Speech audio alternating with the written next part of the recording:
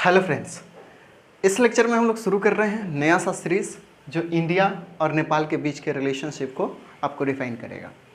इसमें सीरीज़ 1 है, ये सीरीज़ 2 ऐसे करके आपको प्रोवाइड कराऊंगा। हर कंसेप्ट, हर एग्रीमेंट और हर जियोग्राफिकल जो भी सिग्निफिकेंस है या फिर ट्रेड से रिलेटेड जो भी एग्रीमेंट है वो लाइन बाई लाइन आपको प्रोवाइड कराऊंगा। इस लेक्चर में हम लोग नेपाल का जियोग्राफी और बेसिक कंसेप्ट समझने वाले हैं और उसके बीच में जो मेजर एग्रीमेंट हुए हैं ऑन द लैंड्स, वो सारी बात हम लोग बात करने वाले हैं। तो चलिए शुरू करते हैं।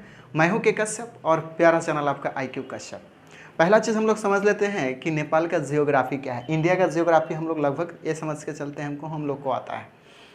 नेपाल यहाँ पे तिब्बत के बगैर, अभी तिब्बत जो है चाइना का पार्ट हो चुका है, इस बात को हम लोग जानते हैं। कब हुआ था? तो 1951 में वो चाइना का पार्ट हो चुका है और इंडियन स्टेट इंडिया मतलब मान भी चुका है कि तिब्बत जो है किसका पार्ट है? चाइना का पार्ट है। अब उसके बाद ये नेपाल के साथ में सिर्फ एक ही कंट्री क्या करता है? अपना बॉर्डर शेयर करता है, जो कि चाइना, और दूसरा अपना इंडिया। मतलब कह सकते हैं कि दो कंट्री नेपाल के साथ में बॉर्डर शेयर करता है। अपना स्टेट जो शेयर करता है अपने नेपाल के साथ में बॉर्डर, वो सिक्किम है फर्स्ट स्टेट, उसके बाद वेस्ट बंगाल, बिहार, यूपी और उत्तराखंड है।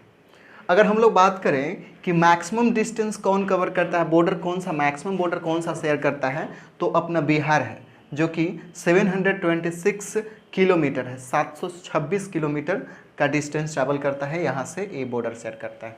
मिनिमम बॉर्डर शेयर की बात करें तो सिक्किम करता है, जो कि 99 किलोमीटर वो बॉर्डर शेयर करता है। अब आते हैं हम लोग इधर में कि कुछ बेसिक हम लोग जानते हैं कि हिमालयाज रेंज, अगर इंडिया को देखें तो इंडिया का जम्मू कश्मीर, उत्तराखंड, हिमाचल और इधर सिक्किम चले जाएं, अरुणाचल प्रदेश, इधर सेवन सिस्टर में चले जाएं तो उधर नागालैंड, मणिपुर, ये सारी एक रेंज आता है, जिसको उस मणिपुर वगैरह सब पूरा रेंज में पड़ जाता है। लेकिन आप अरुणाचल प्रदेश ले लें, सिक्किम ले लें और उत्तराखंड, हिमाचल ले लें, जम्मू कश्मीर ले लें, तो वो अपने कौन सा हिमालयाज रेंज के अंदर में आता है। तो आप फिजिकल डिवीज़न ऑफ इंडिया देखे होंगे या फिर फिजिकल जियोग्राफिकल, ठीक है, फिजिकल डिवीज़न ऑफ इंडिया देखे होंगे, तो उसमें आपको एक कहानी समझ में आएगा कि नेपाल जो पड़ता है ओवरऑल पूरा का पूरा वो हिमालयाज रेंज के अंदर ही पड़ता है। यहाँ का लैंग्वेज जो है नेपाली है, कोई शक नहीं इसमें।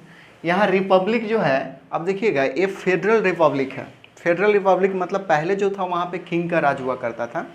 1990 से लेकर के 2008 तक एक स्ट्रगल चला, उस पर भी हम लोग लेक्चर प्रोवाइड कराएंगे। इतना समझ लीजिए कि 2008 में रिपब्लिक बन चुका था। कब बना है? यहाँ 28 सितंबर 2008 में क्या कर चुका था? रिपब्लिक बन चुका था। मतलब वो वहाँ इलेक्शन होना शुरू हो चुके थे। कॉन्स्टिट्यूशन की बात करें तो वहाँ पे कॉन्स्टिट्यूशन जो लागू हुआ, करेंट कॉन्स्टिट्यूशन जो लागू किया गया था 20 सितंबर 2015 को कॉन्स्टिट्यूशन लागू कर दिया गया था, जिसके अंदर में आर्टिकल की बात करें तो 308 आर्टिकल है, पार्ट 35 है और शेड्यूल 9 है। ठीक है। यहाँ का अभी के प्रेजेंट जो PM है वो KP शर्मा ओली हैं, जो कि नेपाल कम्युनिस्ट पार्टी के मेंबर हैं। ठीक है। करेंसी की बात करें तो नेपालीज रुपीज़ है, जिसको हम लोग सिंबल से इंडिकेट करें तो RS या फिर रुपया से इंडिकेट करते हैं। जैसे इंडिया में हम लोग एक सिंबल ये भी अपनाते हैं हम लोग, जिसको उदय कुमार जी दिए हुए हैं। 2010 में इसको अपनाया गया था अपने इंडिया में सिंबल को। बल्कि ये तो RS है ही और साथ में रुपया को भी माना जाता है इंडिया। तो इंडिया में एक नया सा पड़ जाता है, बल्कि सब सेम ही है। अगर बात करें कि नेपाल जो है किस किस ऑर्गेनाइजेशन का मेंबर है, तो हम लोग यहाँ देख सकते हैं कि UN का मेंबर है, सार्क का मेंबर है और बिम्स्ट इसका मेंबर है। ऐसा कि VIMST मतलब हिम्स्ट इसी बोलते हैं इसको, उसका ये मेंबर है। हम लोग इस पे सेपरेट लेक्चर लाएंगे कि सार्क क्या होता है। UN तो लगभग आप जानते हैं, सार्क भी लगभग जानते होंगे, तो इस सभी पर सेपरेट लेक्चर हम लोग लाने वाले हैं। अब बात करते हैं 3 नंबर में ट्रीटी। तो अभी जो हम लोग जानते हैं कि सबसे ज़्यादा इम्पोर्टेंस जो मेजर फैक्ट अपने अंदर होता है कि मैक्सिमम जो रिवर अपने बिहार की बात कर रहे हैं, मैक्सिमम रिवर जो आता है नेपाल से ही इंटर करती है बिहार में, और बिहार हमेशा क्या करता है? पानी से डूब जाता है। उससे रिलेटेड कुछ एग्रीमेंट हुए हैं, जिसको हम लोग बोलते हैं रिवर शेयरिंग ट्रीटी। और ये अलग अलग रिवर पे अलग अलग डेट को क्या हुआ है, ये ट्रीटी हुआ है, इसलिए ये फिक्स डेट नहीं करेंगे।